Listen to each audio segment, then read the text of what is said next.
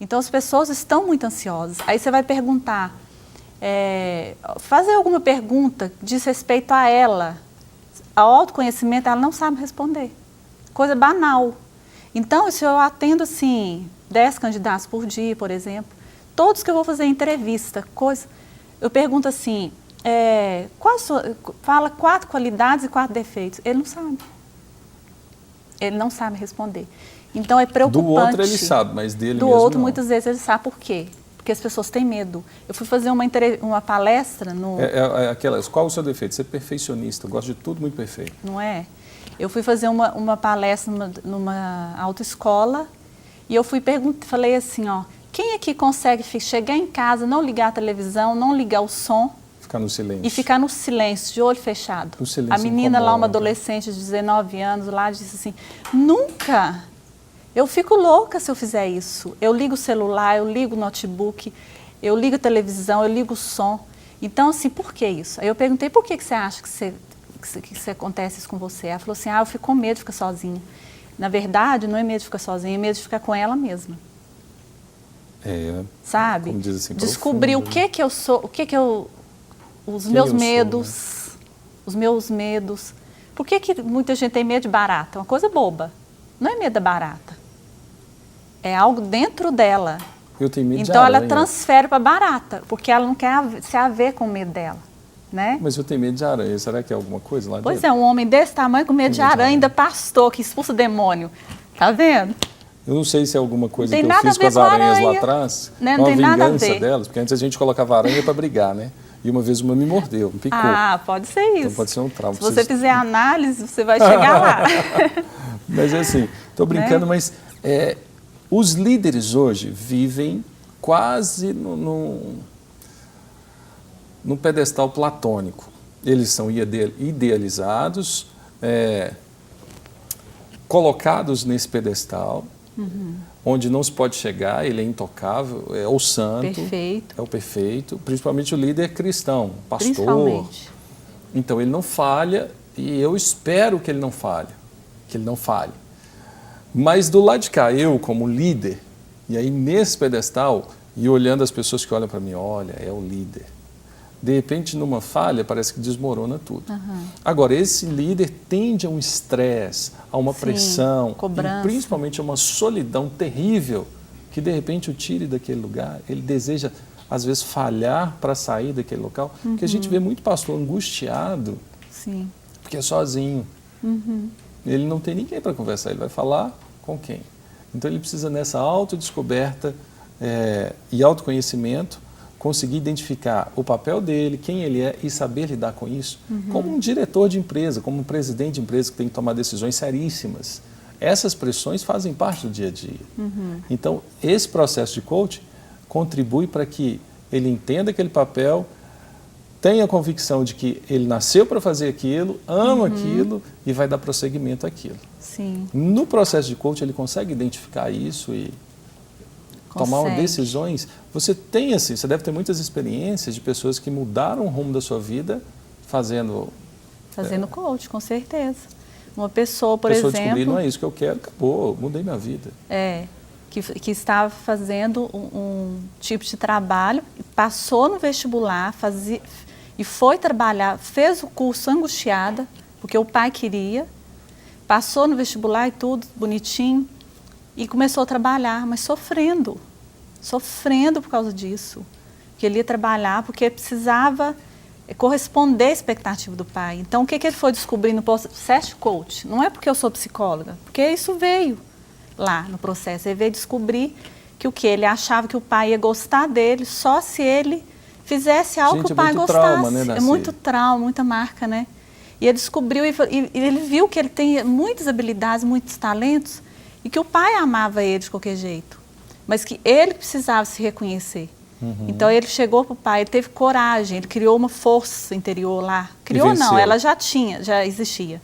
Ele potencializou aquilo. Potencializou e teve coragem de chegar para o pai. Pai, me perdoe, eu fiz o curso que você quis, eu estudei, eu trabalho, mas eu não amo, eu estou infeliz. E o pai falou, meu filho, por que você não disse isso quando você foi para a faculdade? Ele criou eu quero te ver feliz. Ele criou um pai que não existia, na verdade, né? A gente vê isso, olha, há pouco tempo atrás nós tivemos uma reforma protestante, dia 31 de outubro.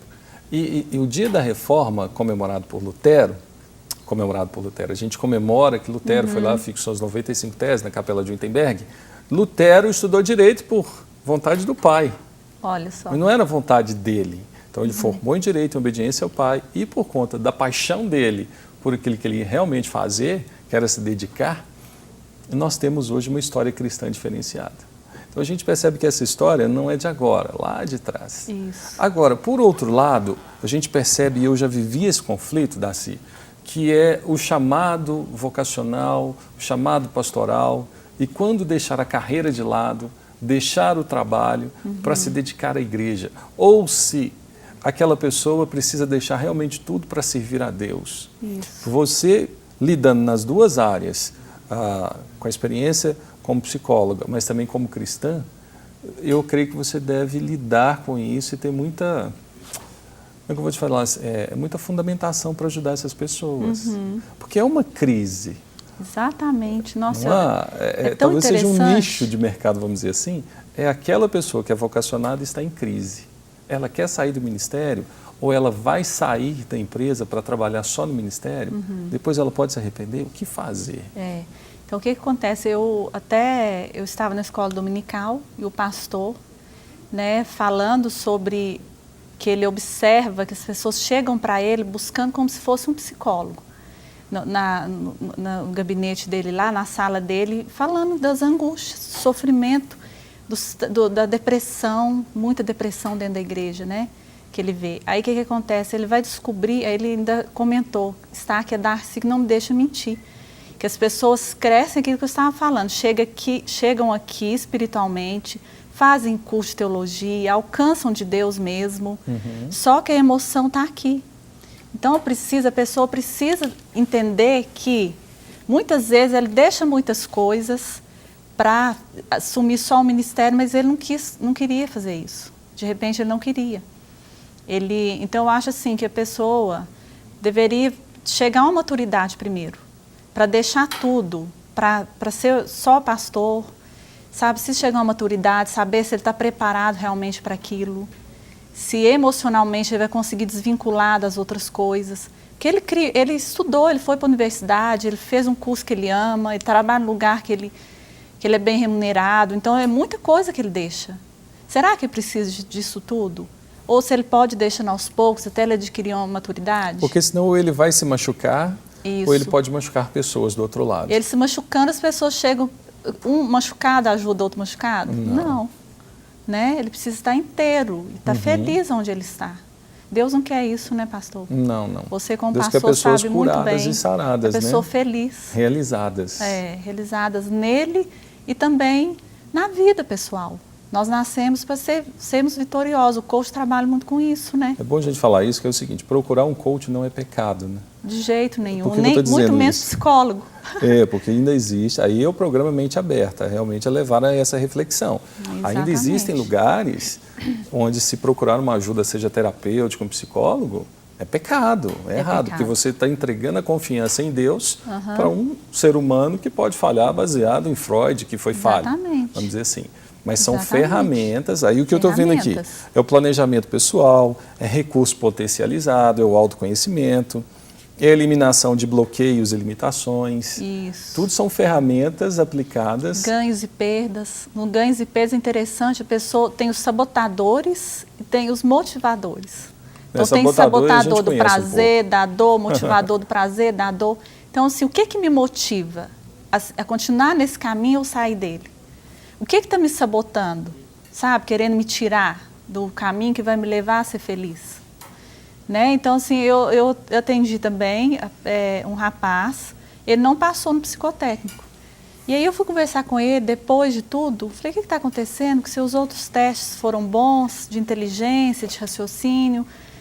Aí ele falou assim, eu sou filho de pastor, eu preciso de acompanhamento psicológico há muito tempo, eu sinto isso, mas se eu falar que eu vou fazer, o meu pai não vai gostar. Ele vai o pai dele é contra. E assim, porque muitos pastores acham que se eles mesmos, ou se os filhos, ou a esposa buscar ajuda, né, eles vão ser fracos diante da comunidade. Errado. tem um pastor dentro de casa, o pastor não está dando conta de administrar. De lidar com seus próprios problemas. Lidar com os problemas. Meu Deus, isso aí é a coisa mais simples. Jesus não foi exemplo disso? Quando a cruz foi chegando, ele não ajoelhou ali e chorou? Pai, se possível, passa de mim esse cálice. Ele chorou, é angústia. chorou. Ele não saiu dali, glória a Deus por isso, Elias, né? que foi para a caverna, né? Foi pra Jonas, caverna. que ficou debaixo de uma de uma arboreira. Jacó deitou ali na pedra e ficou. Então, assim, isso aí fala de quê? De momentos de reflexão. Agora, por aí a gente percebe, o medo faz parte da vida humana, a angústia faz parte da vida humana. Todos nós vamos passar por esses momentos. Isso. E aí Tiago diz assim, um ao outro ajudou, Isaías diz, um ao outro ajudou e disse, ser forte. Em Tiago diz, é melhor serem, gente, tocou, minha cabeça está aqui, confessai os vossos pecados uns aos outros para serem curados. Se confessar os vossos pecados é conversar, é falar das culpas, falar dos remorsos. É melhor serem dois do que um, tem uma parte assim, não é? Isaías. Para saber, um apoia o outro. Sim. Não é assim? Então, assim, quando fala de pecado aí, confessar os vossos pecados, pecado não está associado também, porque quando a pessoa peca, não vem o quê? Depressão, angústia, culpa, dor? A culpa. O pecado faz secar os ossos. Corrói. Então, quando ela vai e fala com o outro, alma. Por que a pessoa chega lá, processo terapêutico, e sai aliviada? Porque ela falou, né? Ela canalizou a palavra. Ela não tem, uma pessoa assim, ela passa por um momento de desequilíbrio, ela perde a sua espontaneidade, porque ela pode confessar a Deus e encontrar o descanso, o refrigério, tirar a culpa, mas algumas não conseguem. Então elas podem ser orientadas a isso. Na verdade, esse papel teria que ser todo cristão, mas alguns não aceitam. E às vezes retém, não, você tem que viver sofrendo até morrer, porque Deus quer que você seja assim.